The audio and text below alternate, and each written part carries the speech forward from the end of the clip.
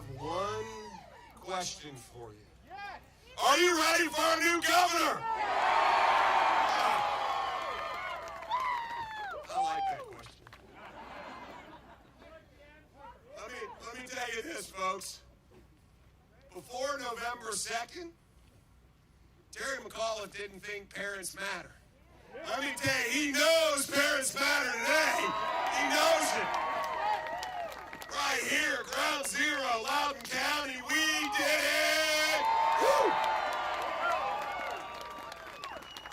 I hope you all know that right here, ground zero, Loudoun County had the eyes of the nation on you. You had the eyes of the nation on you because you all stood up for our children. You all started something right here that spread across the Commonwealth, across the nation. And then Virginians stood up and voted and made a statement on your behalf. You all did this. Thank you so much. Amazing. I want you to know what Northern Virginia did. All of Northern Virginia all of a sudden came together like everyone. I heard everywhere I went, Glenn, yeah, I know we can win in Lee County, although Lee County was awesome, by the way. By the way, I got 90% of the vote in Lee County. They said, what are we going to do about Northern Virginia? And I said, watch what happens in Northern Virginia. Something special is about to happen in Northern Virginia. And I'm telling you, there hadn't been an election in a long time where a candidate got more than 35% of the vote. We got 42% of the vote in Northern Virginia. And I want you to know, versus the last governor's race, we got 25,000 more votes in Loudoun County. We got 18,000 more votes in Prince William County. And we got 35,000 more votes in Fairfax County. I mean, folks, it's unbelievable. This is you. This is all of you. I was just along for the ride. You guys were amazing. By the way, I talked to Jason Yarz and Winston Sears today, and they want to say thank you, too. They say thank you, too. I believe that we've forgotten something as a nation, which is how to express gratitude. And so right now, I just want you to know that the words thank you do not fulfill the emotion in my heart for what everyone did. What you all did over the course of the last 2 years, where you stood up in school board meetings and you wrote letters and you recalled your school board and you did the work you needed to do. You all stood up as Americans, but I would tell you more importantly right now, you stood up as Virginians and as parents. This is what it's about. What we found out during this election were 3 amazing learnings, right? Number one, that liberty and freedom are worth standing up for. That's what we learned. We also learned the power of one. Each one of you makes a difference. The extra doors you knocked, the extra phone calls you made. I ran into Wawa yesterday. By the way, I like Wawa. And I got a lot of Wawas. And I ran in, there were 2 guys standing in there, and they said, Mr. Youngkin, we knocked on 20,000 doors during your election. 20,000 doors. I ran into a couple this morning, and all they did was put red signs back after the other side took them away.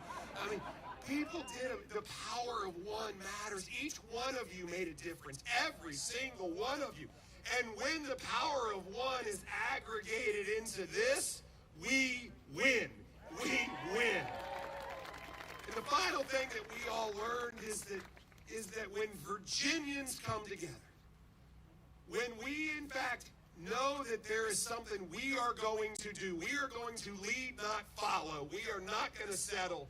I vote for Virginia every single day of the week because Virginia will win. Every single time. Every time. Guys, what just happened?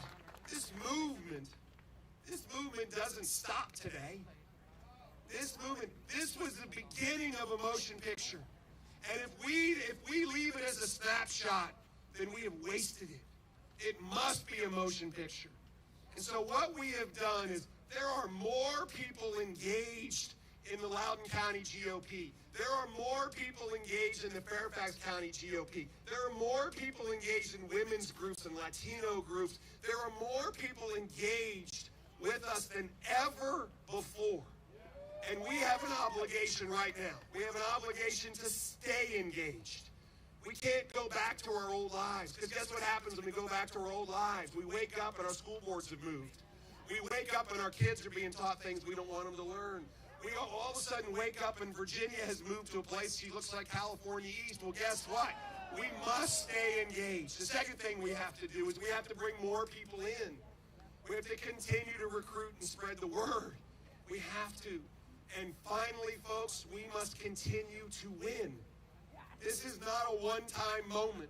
It's not. We have school board seats. We have delegate seats. We have sheriff seats.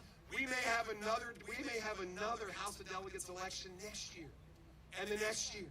So, friends, we must stick together here and keep this movement going, because it is you that makes it happen. And I'm telling you, when we stand here today, right now, when we look back 1 year ago, let's just remind ourselves what's happened.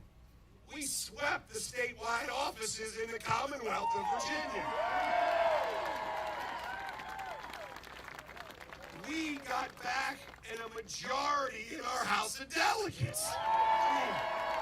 Unbelievable.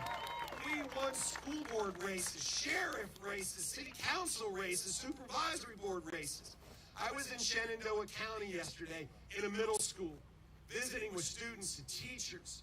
And school board members came up and they said, Glenn, we got back our school board. This is what it's about. We can win. And we have to continue to do the work to continue to win. Now, the work's already started in Richmond. Nobody told me, but I figured it out pretty quickly. You know, in the wee hours on November the 3rd, we all of a sudden recognized we won. And boy, I would have liked to have figured it out earlier so we could have a bigger party, but we were feeling so blessed. We slept for 4 hours and we got up and we went to work. And this transition has started. It has started with great momentum. We appointed a transition committee, and I want you to know, on that transition committee, we did things that have never been done before. There are parents on the transition committee, because parents matter. Parents matter.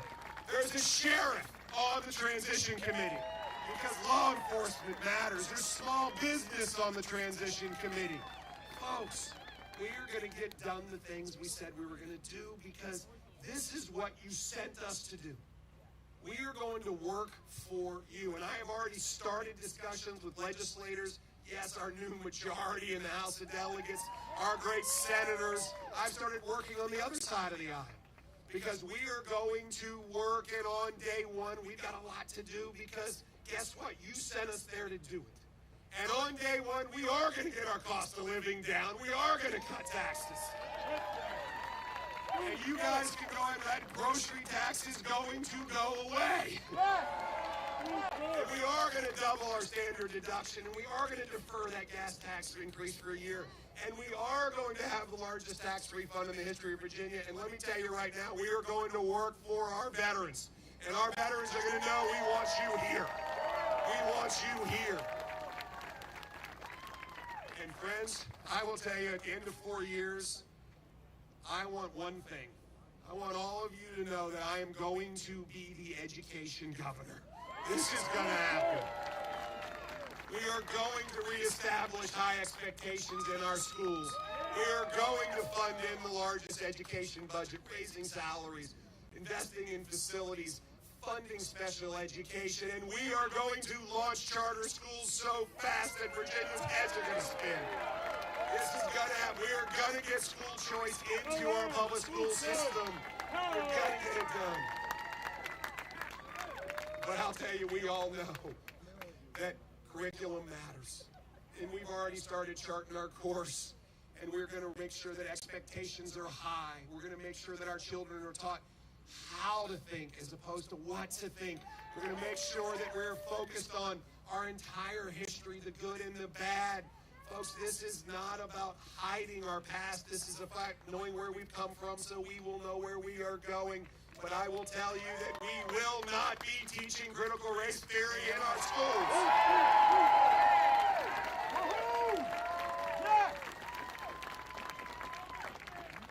I was so pleased to see Sheriff Chapman here.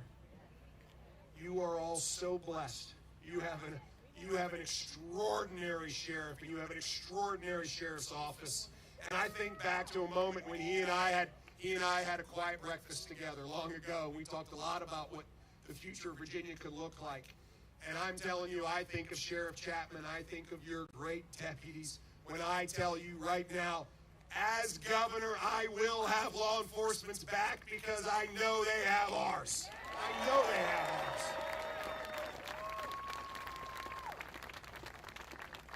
Friends, we are going to have funding comprehensively for salaries, for equipment, for training. We are going to protect qualified immunity. I'm telling you what, that veto pen will come out so fast you will make your head spin. All right now. We're going to fund into our mental health and behavioral health system. And friends, I can't tell you how excited I am on day one to fire the entire parole board and get started all over again.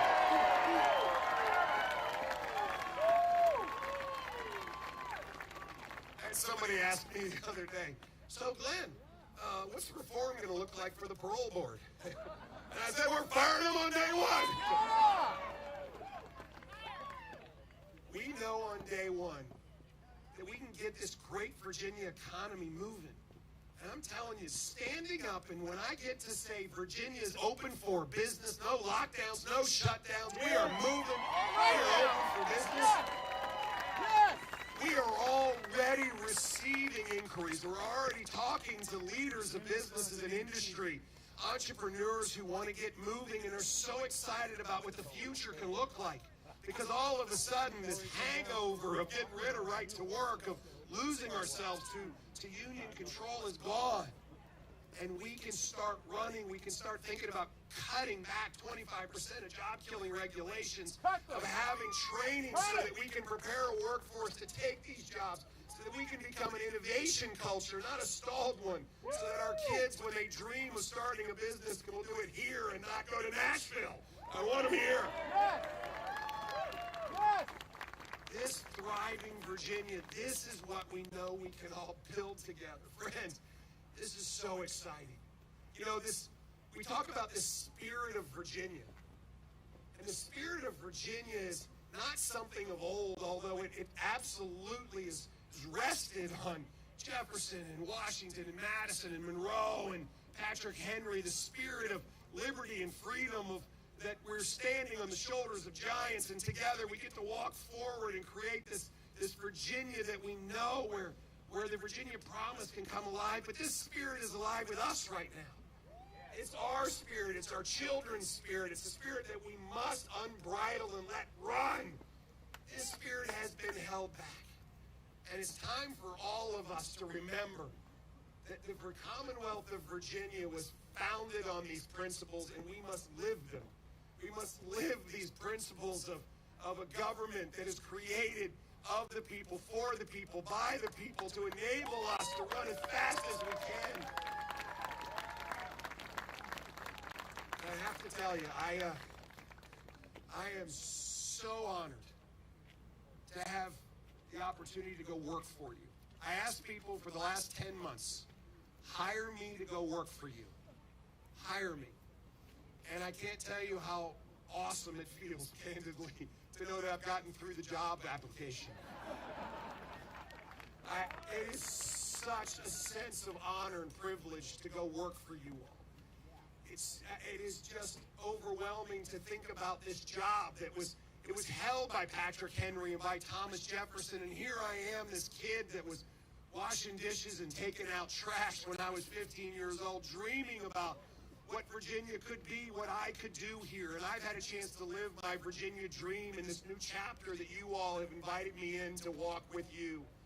This is just a big moment. So thank you. Thank you for trusting me. Thank you for hiring me.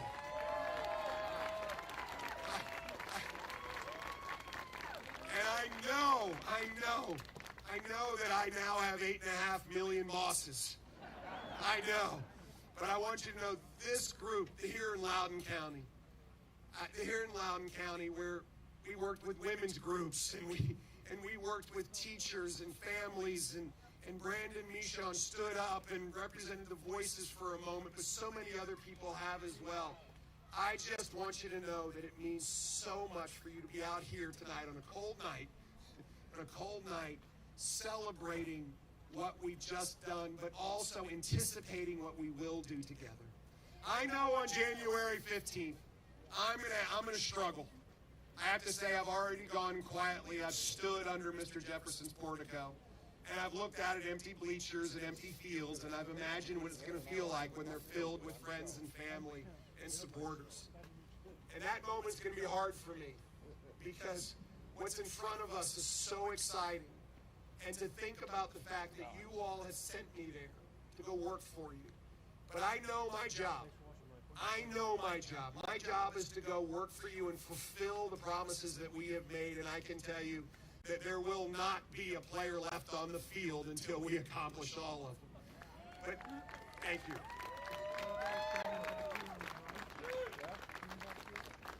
But I also want to thank you for allowing my wife Suzanne to come work with me. You got a twofer in this, folks. You got a twofer. She is going to be just a rock star's first lady for Virginia. And to watch her jump in with both feet. Here we were on Wednesday, November 3rd, in Richmond, going to work. And the portfolio that I know she's going to embrace when it comes to human trafficking and women's issues and feeding food bank initiatives. And I'm telling you, she cares about this great commonwealth, and she's so excited about going to work for you as well. I'm just honored that you have sent both of us to do this work. So friends, let me tell you, I have one last big request, one last one. You all prayed us through this. You did. And I don't know where anybody is in their faith walk, but I will tell you, I know where I am in mine. And I just want to thank all of you for your prayer support. And I ask you, please keep going. Please. This is the time where we recognize that the support from all of you in the sacrifices you made, but also in your prayer life, meant so much to us. So as we embark on this together, as we embark on this as Virginians, as we embark on this as hopeful, aspirational, dream-filled Virginians that see a better Virginia in front of us than what we've seen behind us, I want you to know that I am there with you, locked arms. This is about us. Never been about me. It has been about us. And I cannot wait to go work for all of you as the 74th governor of this great Commonwealth of Virginia. God bless you all, and thank you for being here tonight.